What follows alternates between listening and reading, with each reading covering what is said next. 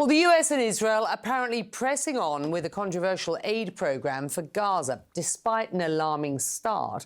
Palestinian officials now say one person was killed and 48 were injured by gunfire on Tuesday at a distribution site in southern Gaza.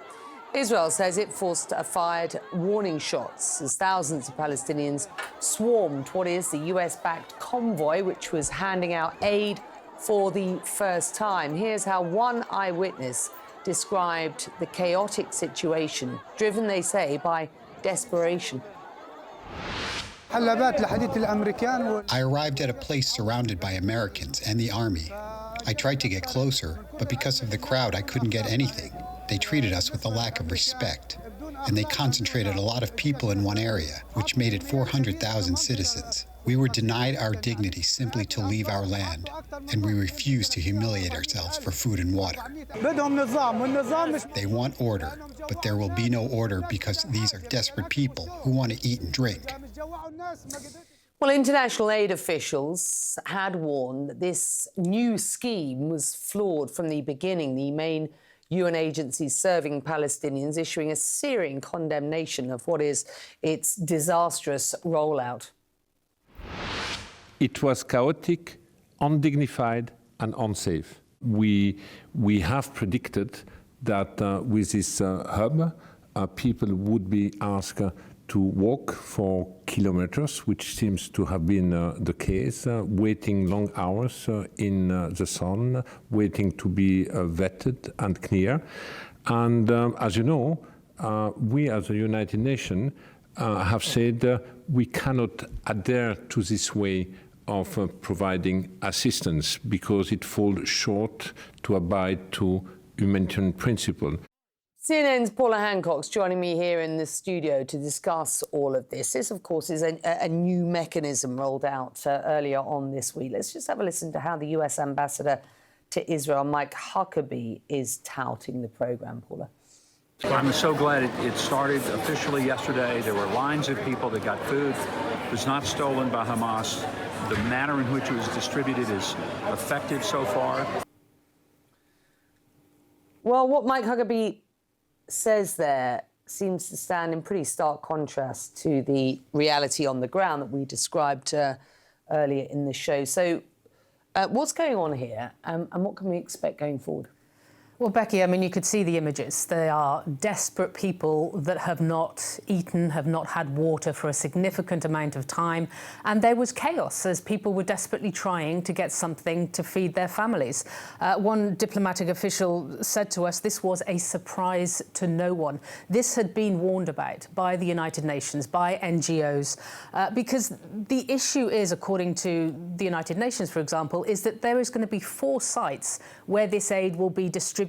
We've just had a statement from GHF that runs this, saying they now have 2 sites up and running and it will go ahead today. But the fact is 3 of those sites are in southern Gaza. 1 will be in central Gaza. There's nothing in northern Gaza. So everyone there has to move south. The neediest, the ones that can't move, the elderly, the wounded, won't get anything because they won't be able to get to these distribution points. And the UN says they have hundreds of distribution points around Gaza. They know what they're doing. Open the border crossings, allow more aid to get in and allow them to give the aid to the people that need it. With this GHF, it is a new idea, but at this point, it is stumbling. There is aid available at the border, we know. I mean, there have been hundreds and hundreds of trucks with aid available, but it just hasn't gotten in until this point. This is a US-backed scheme secured by Israel, as I understand it. Why is it that the US and Israel believes that this is a better form of distribution than the UN agencies, who we know have been in this business for years, getting on with distributing aid? Where does the disconnect come? So the main point that the US and Israel is making is that they want to make sure that Hamas doesn't get hold of this aid. They want to make sure that it goes from the aid distribution centre to the people that need it, which is fair enough. We've heard that there has been looting, and the NGOs are very open about that, saying a lot of the looting is simply from desperate people, but there is looting trying to distribute this food around Gaza. So that is the reason that we're hearing from the Israeli side and from the US side. There can be some very good reasons for trying these new things. I mean, remember the floating pier that the US military did about a year ago now. It was a multi-million-dollar effort. And in the end of it, it lasted a few months. It was mostly not working because of bad weather, and there must have been maybe 3 weeks of functionality. So there was an admission that hadn't worked, and they then went back to trying to put pressure on the border crossings being open. This is what we keep hearing repeatedly from NGOs across the board. Open the border crossings, allow the trucks through.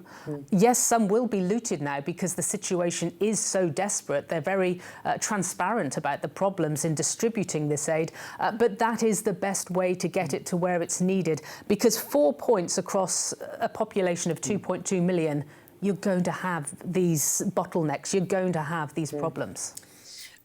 Meantime, no signs as of yet of a ceasefire deal and hostage release. Where do we stand on that?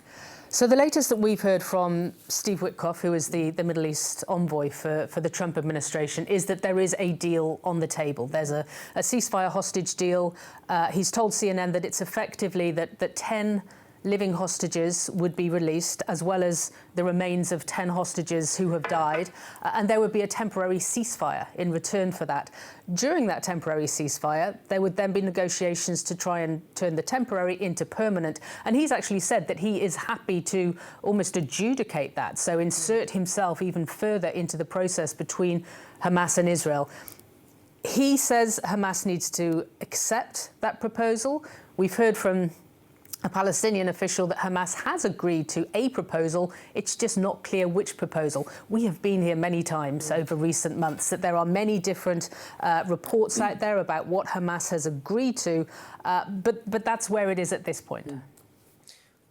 Where it is at this point is no ceasefire deal in place as of yet.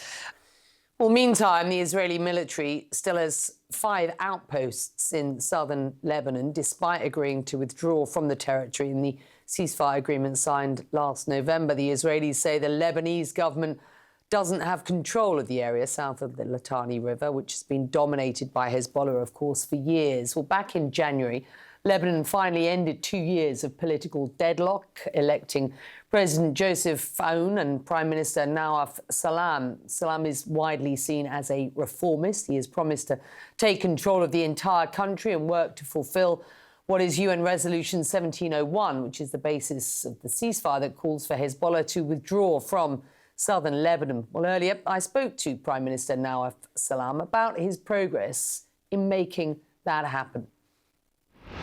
Israel's presence is politically counterproductive. It's undermining my government. This is why I want Israel out yesterday, not tomorrow. Hezbollah's deputies, by voting, for the ministerial declaration in Parliament, committed to, at least the 3 points that are in these 3 points, which are part and parcel of our ministerial declaration.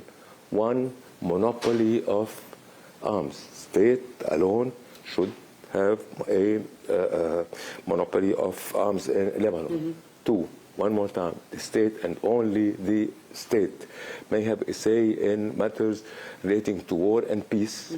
And 3, to the full implementation of Security Council 1701.